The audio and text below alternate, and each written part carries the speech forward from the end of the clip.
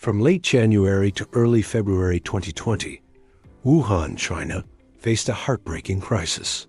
In just a few days, the city lost its innocence, its freedom, and thousands of lives, all before the world even realized what was happening. For the rest of us, those days were the first moments of a long nightmare. They became the baseline for everything that followed.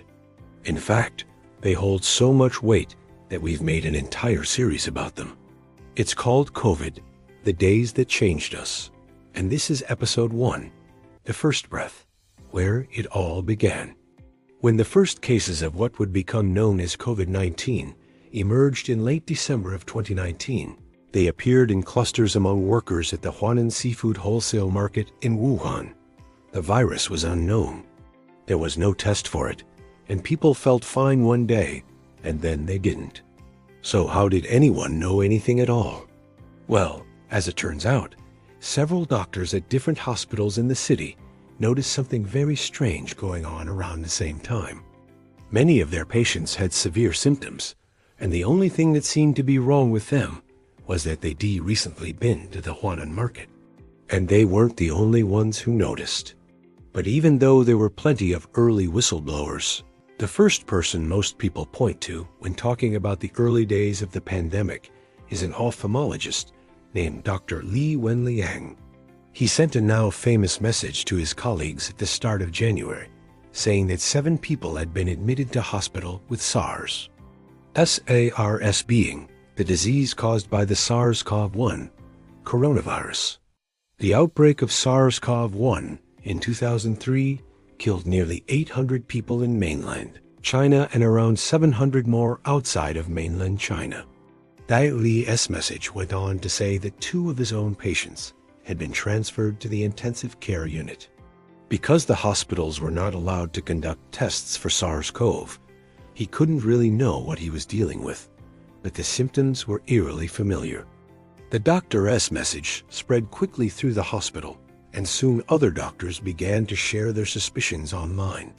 But shortly thereafter, they were visited by officials from the Wuhan Municipal Health Commission and told to delete their posts and keep quiet. Dr. Li was reprimanded for spreading rumors and given a warning that further violations could result in severe punishment. By January, there were dozens of people like Dr. Li across the city sounding the alarm. But the Chinese authorities said there was no evidence of any unusual increase in the number of pneumonia cases. This was the same story they had been telling for weeks. So many of the doctors continued to treat their patients and sound the alarm without knowing for certain what they were up against. By January 10th, 8 more patients had been admitted to the hospital where Dr. Li worked. 7 were from the Hunan market, and 1 had had recent contact with someone who had been to the market. And this was only at 1 hospital. So the next day, the doctors sent a formal letter to the Health Commission asking for permission to test their patients. While they waited for a response, they set up their own makeshift laboratory to run tests. By January 12th, 31 of their patients were critically ill and 6 had died. On the 13th, they received their results back. 7 of the samples they had taken tested positive for a coronavirus. The doctors immediately reported their findings to the Health Commission. Finally, the city began to take notice. On January 14th, authorities closed the Huanan market.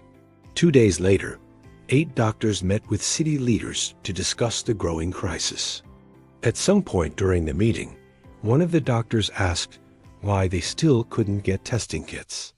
Supposedly, a representative from the Health Commission responded by saying they needed to wait for the higher authorities to come and collect samples from the patients. After the meeting, the doctors continued to send alerts to anyone who would listen.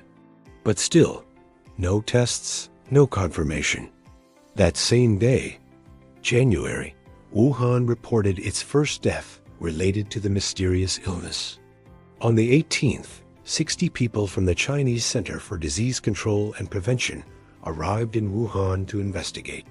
By then, 21 people had died and hundreds more were sick in hospital. By the 19th, more than 400 people were infected and the death toll rose to 25. The doctors finally got confirmation that they were dealing with a novel coronavirus, one never before seen in humans. And the Chinese government announced that they had identified the cause of the outbreak, a new type of coronavirus they called 2019 CoV. Now, all this information is based on reports and press conferences held by the Chinese government. We don't know if it's completely accurate.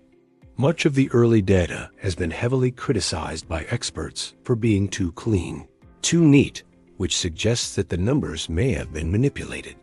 Of course, it's difficult to verify that kind of thing from thousands of miles away. And in the end, the exact figures aren't particularly important. What's important is that everyone involved knew they were facing a serious problem.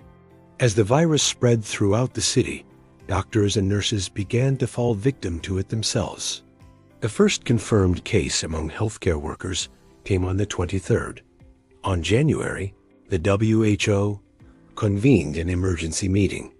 The next day, the Chinese government announced that it had identified the virus's genetic makeup.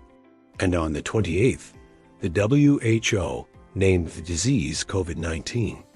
It took until February for the first international case to be confirmed, a man in Thailand who traveled to Wuhan to visit family. Still, for most of the world, life went on pretty much as normal for a little while longer. People went to work, school, and events. They shook hands, hugged each other, boarded airplanes. They were blissfully unaware of what was coming. Some of them scoffed at the idea of getting sick from a little old virus. It's just another flu, they said. And for the vast majority of people, that's exactly what it was. For others, however, the virus was unlike anything they'd ever experienced. Their lungs burned with an awful pain. They struggled to breathe. Then their temperature spiked, and their bodies ached, and they grew weaker. Then their kidneys shut down, and their blood turned to poison. And the virus kept taking more and more until their whole body gave out. Before the doctors even knew what it was, they watched these patients die alone in intensive care, hooked up to machines that couldn't save them. And this wasn't some far-off horror. It happened in homes around the world. Families huddled together in the face of the new unknown, holding their loved ones close as they drifted off into a terrifying darkness. Each of them wondered if they would make it through the night. For some of them, the answer was no. And those are the lucky ones, because they were kept alive by machines as their organs failed one by one until there was nothing left but skin. Each of these things happened in the space of a week in Wuhan and around the world. They were scary, sad, confusing, and painful. They were also hopeful, because for the first time, we learned that we could survive the virus. There were stories of people being discharged from hospital after battling for their lives. Stories of doctors and nurses working tirelessly to save the sick. Then the world got angry. People in Wuhan watched as their city was locked down, cut off from the rest of China. Millions of people were trapped inside their homes with an unknown enemy.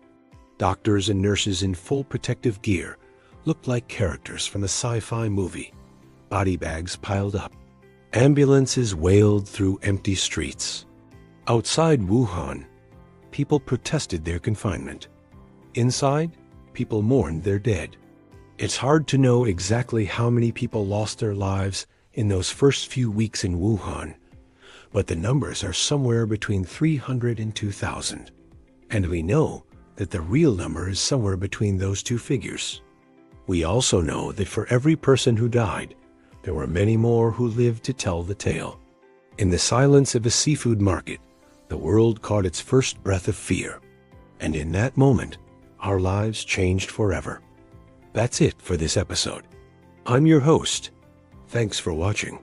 You can follow us on social media to keep up with news about the series. See you in the next episode.